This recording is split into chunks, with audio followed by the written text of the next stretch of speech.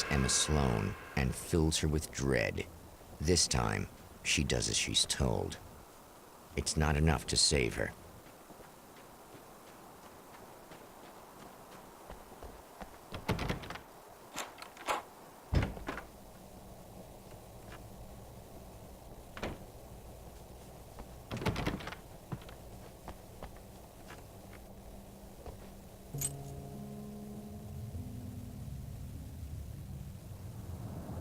It's said that nobody knows what the future might bring, but for this man, it's no longer entirely true.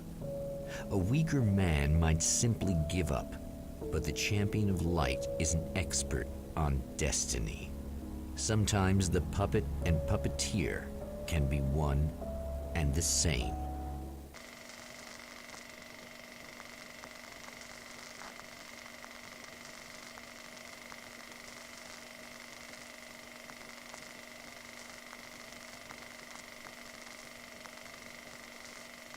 Mount Redtooth, its top littered with man-made eyes that stare into the endless depths of space. Tonight, the Champion of Light will depend on them to pick out a message from the ether.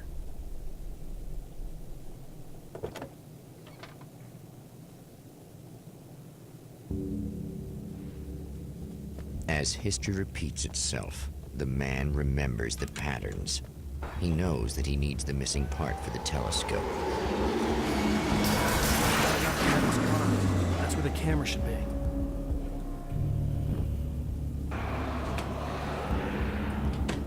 Oh, praise be. You guys are coming through for me. Pretty little light just started blinking on my board here. There's the caller. Feels like I'm stuck in the rut, reliving the same.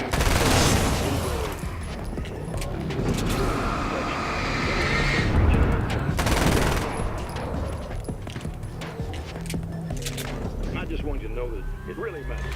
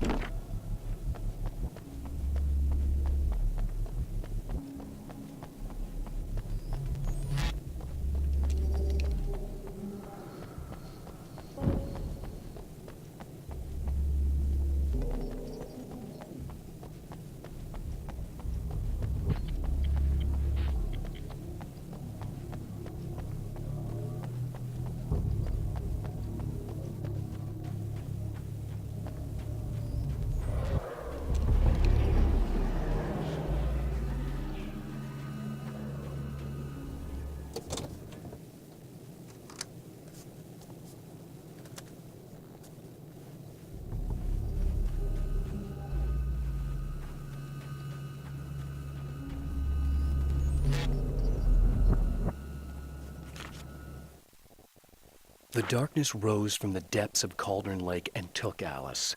It needed words. It needed me to write its way into our world. She was leverage, a hostage. I complied, but with a twist. I put in a loophole that gave me a chance to fight back. I was hunted by shadowy enemies, but I faced the darkness. The atmosphere in the projection booth at the drive-in was charged, almost unreal. Despite that...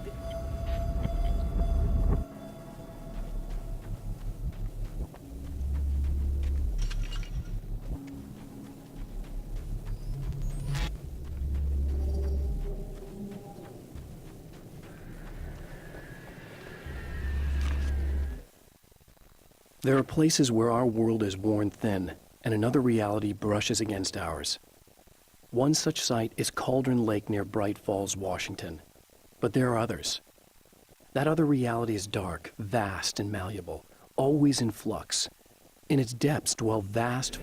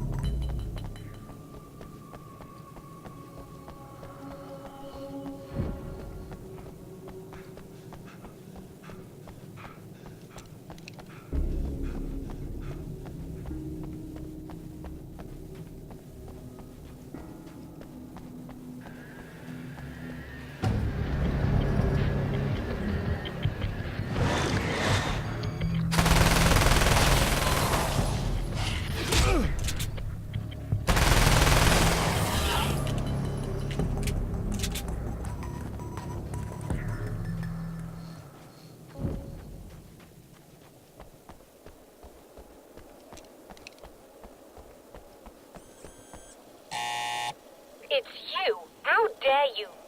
No, wait. It isn't you, is it? I suppose you'd better come in. I'll unlock the door. Thanks.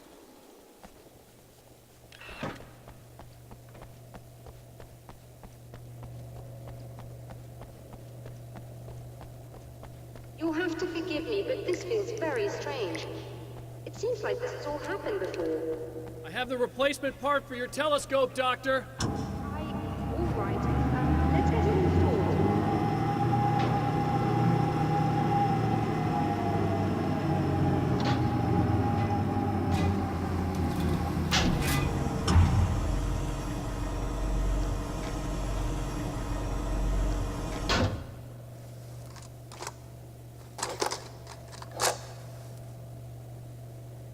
I think we can give this a go, although I have this strange feeling that something will Don't go start wrong. it up yet. There's a problem with the coolant system. Yes, that's right. I remember. All right, let me think. If they're sabotaging it, they'll be at the primary coolant pipe outside. If you can secure it, we should be ready to pick up the signal. That is why you're here, isn't it?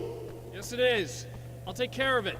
Before you go, if you have the time, I'd appreciate if you came up here and explained a few things.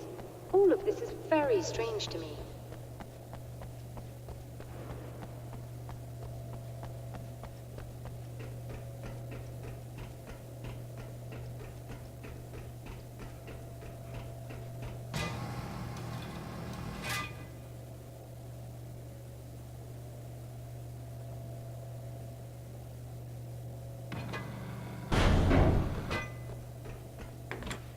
Hello.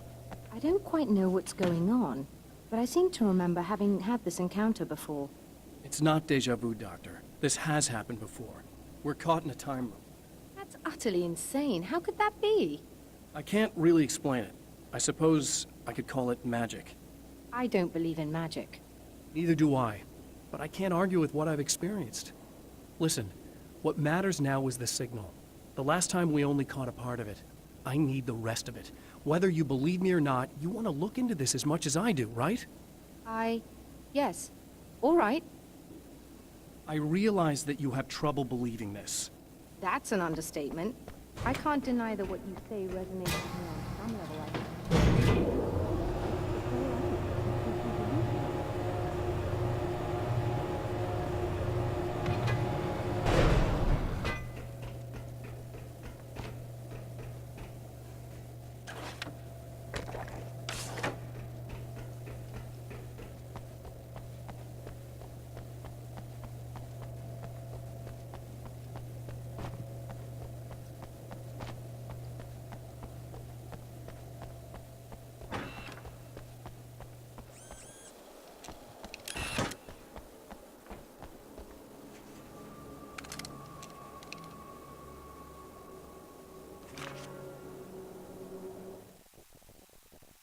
Stories come naturally to us.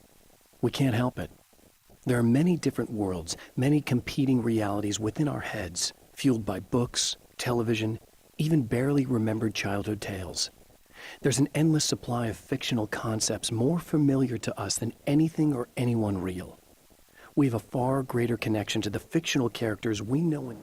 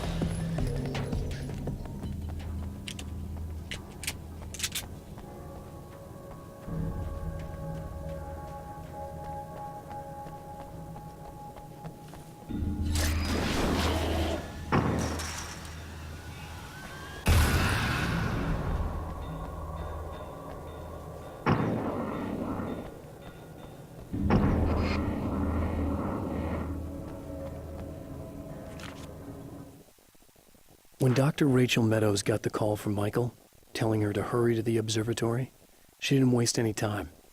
It had been a nice party. She'd had a good time, but her social life would always play second fiddle to the mysteries of space. Michael never showed up.